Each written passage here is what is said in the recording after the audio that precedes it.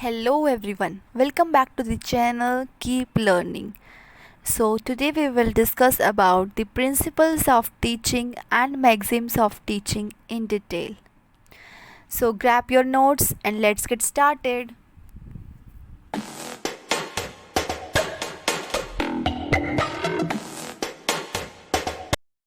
Now the principles of teaching. Basically, teaching is not just telling the students about the subject matter. It is communication of the content to the students in such a way that they understand as the teacher intends them to learn. This is possible if certain principles of teaching are followed during the phases of teaching, like the pre-teaching phase, teaching phase, and post-teaching phase. There are mainly three domains of guiding principles. First, principles of setting the learning environment. Second, principle of carrying out teaching. Third, principle at the concluding stage. Let's discuss it one by one in detail. Now first, that principle for setting the learning environment. In this, at the beginning of the teaching session, a teacher must be well versed in the psychological and physiological requirements of the learners.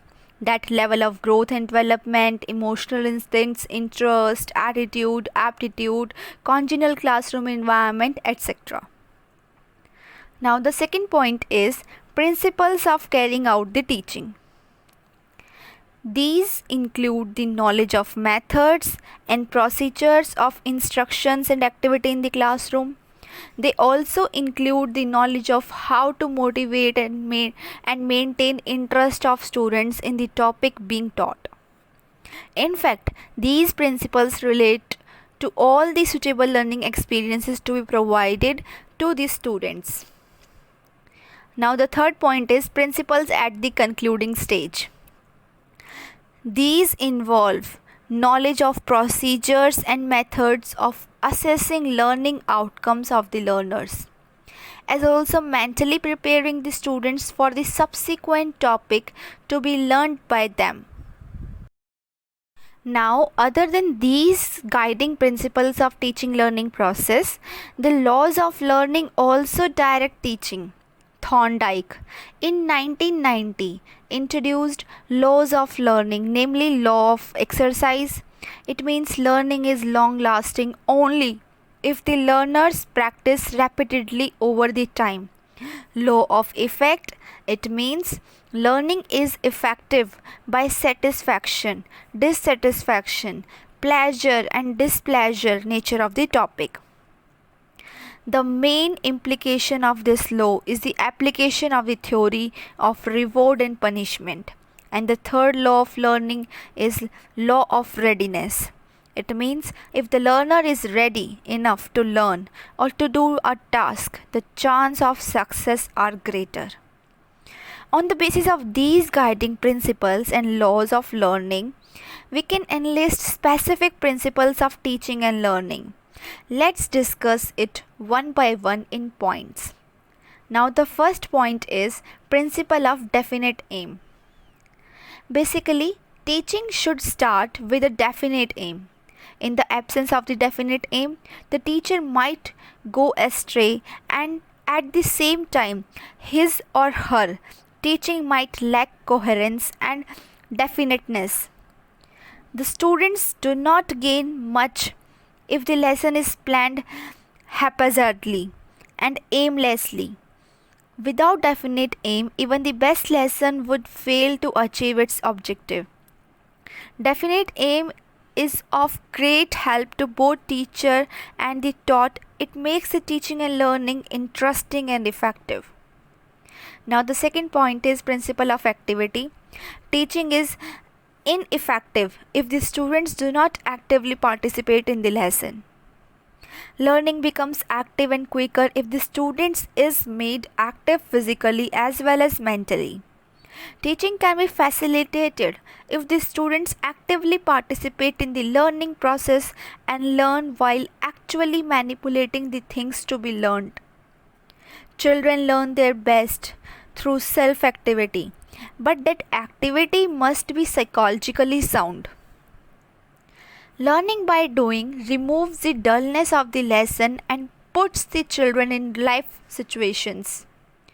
The child engages himself fully in the activity and learn qualitatively as well as quantitatively. Only that knowledge becomes a part of the life when he gains through self activity. Hence, teaching should be organized as to provide the maximum opportunities for learning by doing. Now the third point is principle of motivation. Basically, principle of motivation is considered very important to carry out successful teaching learning process.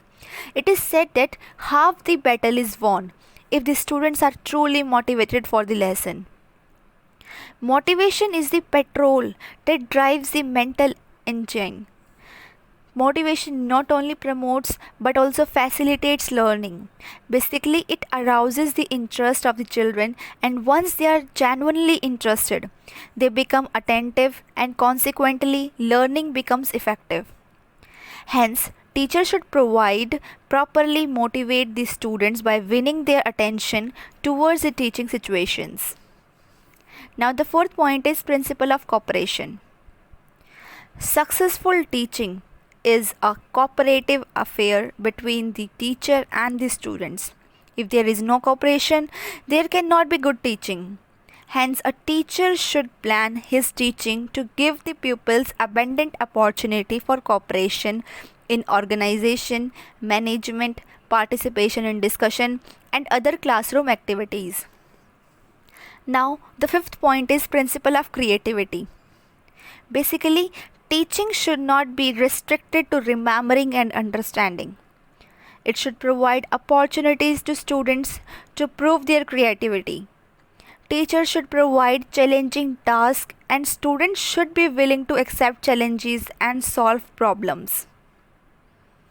Now the next point is principle of suggestiveness. Good teaching proceeds on the basis of suggestion rather than dictation.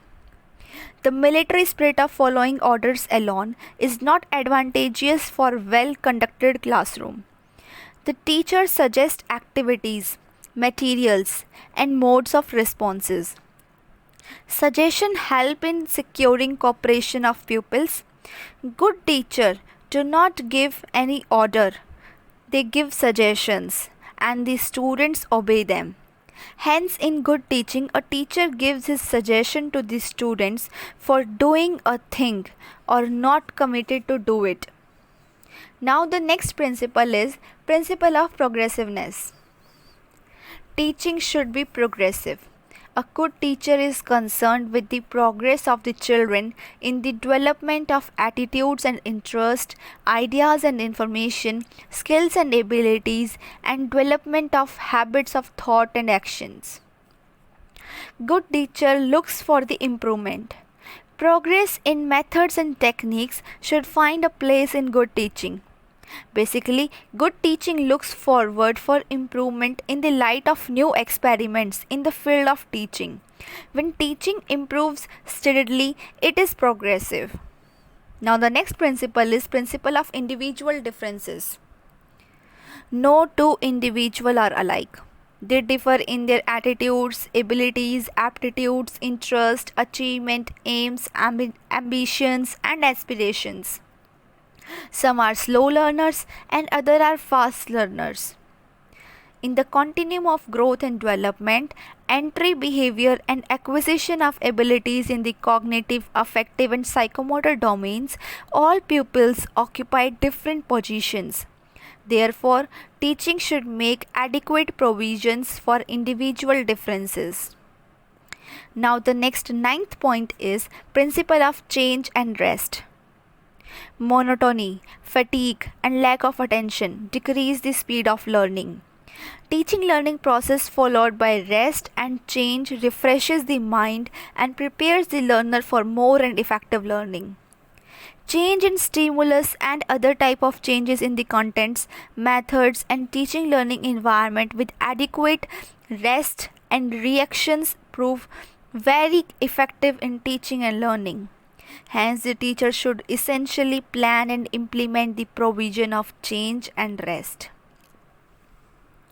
Now the 10th point is principle of self-expression.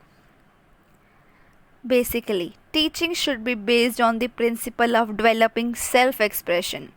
It should work as an effective medium of self-expression so that students may develop their talents and abilities. Students should be encouraged to speak on prepared topics as also to speak extempore on the given topics, and such efforts encourage students for self-expression. Now the next point is principle of prompt feedback. Immediate feedback to the learners is a great stimulus. If they know that their response is correct, they feel reinforced and their learning becomes permanent. They become more motivated to learn further. Now let's come to the maxims of teaching. There is not much difference between a principle and a maxim. There may be a difference of a degree. A principle is general rule that should be followed, whereas a maxim is also a general truth, but its nature is such that it must or must not be followed. It has become a convention to explain the principles and maxims of teaching separately. So let's discuss in points in detail. First is proceed from concrete to abstract. Basically, the knowledge of concrete object helped the human being to learn the resulting abstract generalization. Human beings, for example, shiver from cold season during winters and they prefer wearing woolens during that period. Through this concrete experience, they learn many things like winters, woolen clothes, tea or hot milk, and many more things. Similarly, teachers also take the clue from this principle and present the concrete things first before proceeding towards the abstract ones. Thus, teachers must proceed from concrete example to abstract laws according to the mental level of the learners. They must use actual objects, audiovisual aids, charts, pictures to provide concrete concepts. But it should be kept in mind that learners should not always remain on concrete level. Teachers must help learners to reach abstraction with the help of concrete experiences. Now the second point is proceed from particular to the journal. Basically, this principle is also known as inductive approach. In this, teacher introduces an idea by providing some examples of the same category of an object. Then he or she asks and assists students to synthesize the examples into one general category. A well-known example of this is one crow is black, second crow is black, third crow is black, and so on. It can thus be inferred that all crows are black. Now the third point is proceed from known to unknown. While starting with a topic, a teacher must know the entry level knowledge of the learners, that the knowledge they already have. After analyzing the previous knowledge of the learner, teacher should introduce the new topic. In this way, the old knowledge will get connected with the new one. The reason behind this is that when a new piece of knowledge is introduced, all of a sudden, students cannot relate it to their existing structure of knowledge. It is not necessary that each piece of a new knowledge is linked with the previous one topic that taught. Students otherwise also have the knowledge of many things that the teacher intends to teach. For example, if the teacher wants to teach the topic means of transportation, then the students' day-to-day experience of observing many means of transportation become the already known knowledge, and they can be taught many new aspects of these means of transportation. Now the fourth point is proceed from simple to complex. Basically, teachers should first teach the simple things and gradually proceed towards difficult ones. It will. For example, be absurd to teach first compound interest and then simple interest. Similarly, in English language, first simple sentences are taught and then the complex and compound sentences. When the teacher makes a plan of the sequence of his or her lesson, then he or she should bear in mind that lessons should be developed gradually from simple details to difficult ones. He or she should arrange the contents from student's perspective of difficulty rather than his or her own. Now the next fifth point is proceed from psychological to logical. Effective teaching takes place when the content is selected and arranged in a sequence according to the psychological level of the learner, that according to his or her age, interest, aptitude, etc. Logical approach means logical arrangement of the content according to the capacity of the learner. In lower classes, the content can be presented in psychological order, but in higher classes, the content must be presented according to the mental level of the learner. Now, the sixth point is proceed from empirical to rational. Empirical knowledge is that which is based on observation and first-hand experience, but about which we do not have critical awareness, that we cannot give the logic of that existing phenomena. Rational knowledge is that which can be logically explained. It is always good to begin with what we see, feel, or experience. The role of teacher is to help learner to validate the learning experiences and observations. For example, a child may observe that sun sets in the west, but he or she does not know why it happens. Here, teacher can introduce the logical reason by telling about rotation of earth and stability of the sun. Now the next point is proceed from whole to parts. This maxim has been derived from the psychology of learning. People always view the whole thing first and they pay attention to its part. This is the basis of Gestalt psychology and based on systems approach. First we, for example, see the whole car and then try to explore its parts and their respective functions.